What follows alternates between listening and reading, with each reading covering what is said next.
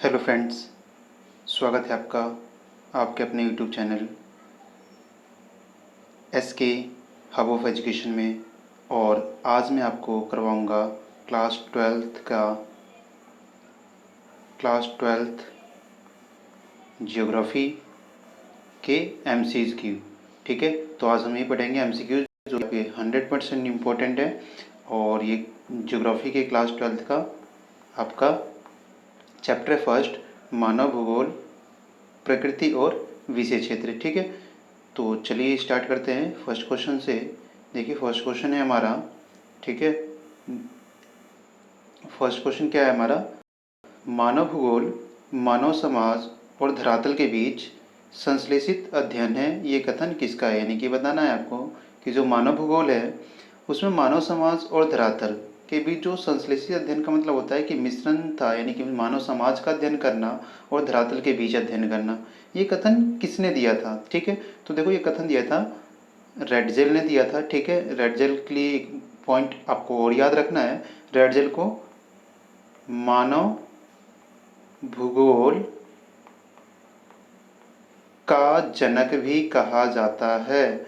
ठीक है, तो ये आपको याद रखना है कि रेडजेल को मानव भूगोल का जनक कहा जाता है। ठीक है, तो एक दो चीज़ें आपको याद पता चल गई कि ये जो डेफिनेशन है मानव भूगोल की कि मानव समाज और धरातल के बीच संबंधों का संश्लेषित अध्ययन है, ये कथन किसने दिया था, रेडजेल ने। और मानव भूगोल का जनक किसे कहा जाता है, तो रेडजेल को कहा जाता है। ठीक है, चलिए नेक्स्ट क्वेश्चन देखते हैं। नेक्स्ट क्वेश्चन है आपका कि निम्न में से किस भूगोलवेत्ता का संबंध संभववाद से। आपको ये बताना है कि इनमें चारों में से संभववाद का जनक कौन है। देखो मानव भूगोल की तीन विचारधाराएं हैं, एक संभववाद, ठीक है, एक नव निश्चयवाद और एक निश्चयवाद। ठीक है, कितनी विचारधारा है मानव भूगोल की, तो तीन इसकी विचारधाराएं हैं, एक संभववाद है, एक नवनिश्चयवाद है, एक निश्चयवाद है। तो आपको यहाँ पे बताना है कि जो संभववाद विचारधारा है वो किसने दी थी। ठीक है, तो देखो संभववाद जो विचारधारा है वो दी थी विडाल डी ला ब्लास ने। ठीक है, किसने दी थी, विडाल डी ला ब्लास, जिसे हम पॉल डी ब्लास भी कहते हैं। क्या कहते हैं, पॉल डी ब्लास भी से कहा जाता है। ठीक है, तो पॉल डी ब्लास ने संभववाद की संज्ञा दी है। चलिए ठीक है, नेक्स्ट क्वेश्चन देखते हैं हम। देखो नेक्स्ट क्वेश्चन क्या है हमारा, निम्न में से कौन सा मानव भूगोल का उपागम नहीं है। ये बताना है कि इनमें से मानव भूगोल का उपागम कौन सा नहीं है। ठीक है, तो देखो अन्वेषण और विवरण ये मानव भूगोल का उपागम है, भूगोल में उत्तर आधुनिकवाद ये भी मानव भूगोल का उपागम है, क्षेत्रीय विभेदन भी मानव भूगोल का उपागम है, लेकिन प्रकृति का मानवीयकरण ये मानव भूगोल का उपागम नहीं है। ठीक है, तो इसका आंसर क्या हो जाएगा आपका डी। ठीक है, चलो नेक्स्ट क्वेश्चन देखते हैं।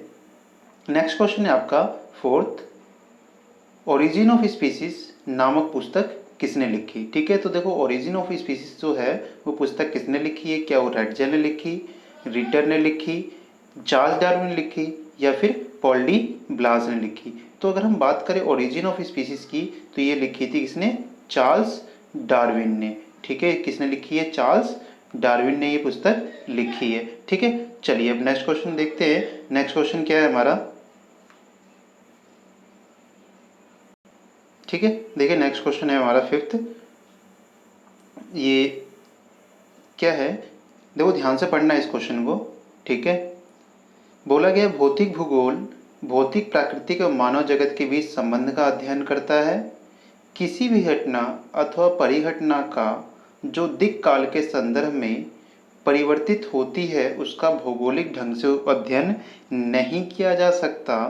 भूगोल का मुख्य सरोकार पृथ्वी को मानव के घर के रूप में समझना और उन सभी तत्वों का अध्ययन करना है जिन्हें मानव को पोषित किया है। मानव भूगोल सिर्फ भौतिक भूगोल का अध्ययन है। यानी ये चार स्टेटमेंट दी हुई है आपके सामने और क्वेश्चन क्या पूछा गया है कि उपयुक्त कथनों में से कौन सा सही है या सही नहीं है। ठीक है, तो आपको इसमें से बताना है इन चारों कथनों में से कौन सा सही है या सही नहीं है। ठीक है, तो देखो अगर हम इसकी बात करें तो जो भौतिक भूगोल में प्राकृतिक और मानव जगत के बीच संबंध बताए जाते हैं, बिल्कुल ठीक है ये। दूसरा, किसी भी घटना और परिघटना का जो दिक्काल से दिए चलती आ रही है उसका भौगोलिक ढंग से अध्ययन करना पॉसिबल नहीं है, क्योंकि काफ़ी चीज़ें बदलती रहती हैं, ठीक है। मानव भूगोल सिर्फ भौतिक भूगोल का अध्ययन करता है, ठीक है। तो देखो, मानव भूगोल में केवल भौतिक भूगोल नहीं आता, कई सारी चीज़ें और आती हैं, ठीक है। तो ये जो 3 पॉइंट्स हैं आपके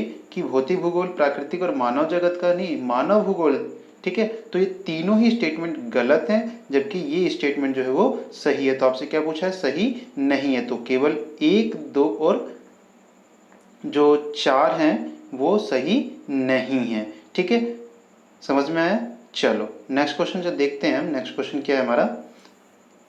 नेक्स्ट क्वेश्चन पूछा गया है 6 क्वेश्चन कि निम्न में से कौन सा एक मानव और पर्यावरण के बीच अन्योन्य क्रिया का स्वार्थिक महत्वपूर्ण कारक, यानी कि आपको तुम्हें बताना है कि मानव और पर्यावरण जो है उसके अन्योन्य क्रिया का एक बेहतर एग्जाम्पल कौन सा है। वो क्या मनुष्य का अनुभव है, क्या वो उसकी बुद्धिता है, ठीक है, या फिर उसका कल्याण है, या फिर प्रौद्योगिकी है, ठीक है। तो अगर देखा जाए तो पर मानव और पर्यावरण दोनों के बीच जो अन्योन्य क्रिया का मतलब होता है एक दूसरे को प्रभावित करना, ठीक है। तो इसका आंसर क्या है? आपका डी आंसर हो जाएगा इसका, प्रौद्योगिकी, ठीक है। चलो नेक्स्ट क्वेश्चन देखो। नेक्स्ट क्वेश्चन क्या है? 7th क्वेश्चन जो है, ठीक है, 7th क्वेश्चन है आपका कि विकास की आरंभिक अवस्था में मानव प्रकृति की सुंदरता था, उसकी प्रचंडता से भयभीत था, उसकी पूजा करता था। यह कथन मानव भूगोल के किस विचारधारा का समर्थन करते हैं? यानी कि आपसे पूछा गया है कि मैंने ऊपर बताया था आपको, मानव जो भूगोल है उसकी 3 विचारधारा है, निश्चयवाद, नव निश्चयवाद और संभववाद। तो आपको ये बताना है कि ये जो मानव जो था वो शुरुआती वर्षों में जो हमारा नेचर है, प्रकृति है, उसे डरता था और उसी की बात सुनता था और उसकी पूजा करता था। तो ये कथन किसका है? तो देखो, ये कथन है निश्चयवाद का, ठीक है। किसका है? निश्चयवाद में हमें ऐसा देखने को मिलता है, ठीक है। उस समय निश्चित हुआ करती थी चीज़ें, इसीलिए निश्चयवाद में मनुष्य प्रकृति की पूजा भी करता था और उससे डरता भी था, ठीक है। चलो नेक्स्ट क्वेश्चन देखते हैं हम। आठवां बोला गया है, निम्न में से किस भूगोलवेत्ता का संबंध नव निश्चयवाद से? यानी कि आपको बताना है कि जो 4 नाम दिए गए हैं, ठीक है, इसमें से किसका संबंध नव निश्चयवाद से है, ठीक है। तो ये ग्रिफिथ जो टेलर जी हैं, ठीक है, इनका संबंध नव निश्चयवाद से देखने को मिलता है, ठीक है। नव निश्चयवाद कौन सी विचारधारा है? जो एक नई विचारधारा आई, ठीक है, उसको हम नव निश्चयवाद कहते थे, जो आपकी संभववाद और निश्चयवाद के बीच का मार्ग बताती है, ठीक है। चलो नेक्स्ट क्वेश्चन है, देखो निश्चयवाद के समर्थक निम्न में से किससे है? यानी कि इसमें से कौन सा जो है वो निश्चयवाद को सपोर्ट करता है? तो लुसियन जो है, ठीक है, वो निश्चयवाद को सपोर्ट करते हैं। रेटजेल आप किसको सपोर्ट करते हैं? ठीक है, मानव भूगोल को। ग्रिफिथ टेलर जो है वो नव निश्चयवाद को लुसियन, ठीक है। चलो नेक्स्ट क्वेश्चन है हमारा, आपको ये बताना है निम्न में से कौन सी मानव भूगोल की शाखा नहीं, यानी ये 4 शाखाएं दी हुई हैं, इसमें से बताना है कौन सी मानव भूगोल की शाखा नहीं है, ठीक है। तो देखो, मानव भूगोल की शाखा जो है वो जनसंख्या भूगोल है, नगरीय भूगोल है, आवास भूगोल है, लेकिन समुद्र विज्ञान जो है वो मानव भूगोल की शाखा नहीं है, ठीक है। चलो आज का सेकंड लास्ट क्वेश्चन है आपका 11th, और क्या है ये? तो सामाजिक भूगोल की उपशाखा के बारे में बताना है कि इसमें से कौन सी सामाजिक भूगोल की उपशाखा नहीं है। देखो, एक शाखा होती है, दूसरी उपशाखा होती है, ठीक है। तो देखो, उपशाखा की अगर हम बात करें तो क्या है? ऐतिहासिक भूगोल है सामाजिक भूगोल की उपशाखा, लिंग भूगोल भी है, सांस्कृतिक भूगोल भी है, लेकिन जनसंख्या भूगोल जो है वो आर्थिक भूगोल की, किसकी? आर्थिक, ठीक है, जो आपकी जनसंख्या भूगोल है, ठीक है, ये किसकी है? तो आर्थिक, किसकी है? आर्थिक, ठीक है, आर्थिक भूगोल की शाखा है ये। किसकी है? आर्थिक भूगोल की शाखा है, ठीक है। और आज का लास्ट क्वेश्चन है, मानव भूगोल के संबंध में निम्नलिखित कथनों पर विचार करना है और बताना है कौन सा सही है। ठीक है, तो देखो मानव भूगोल मानव समाज और धरातल के बीच संबंधों का संश्लेषित अध्ययन है। देखो पहले क्वेश्चन में मैंने यही बताया था कि डेफिनेशन जो है मानव समाज और धरातल के बीच संश्लेषित अध्ययन है, किसने दी थी? रेटजेल ने। ठीक है, मानव भूगोल अस्थिर पृथ्वी और क्रियाशील मानव के बीच परिवर्तन संबंधों का अध्ययन है।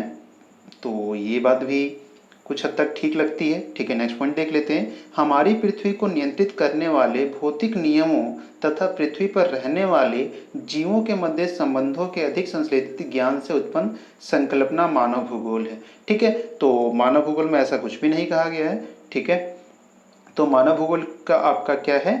पहला और जो दूसरा है वो राइट है। ठीक है, तीसरी जो स्टेटमेंट है वो गलत है। ठीक है, तो फर्स्ट एंड सेकंड इसका राइट आंसर है। ठीक है, तो ये आज का था हमारा लास्ट क्वेश्चन था।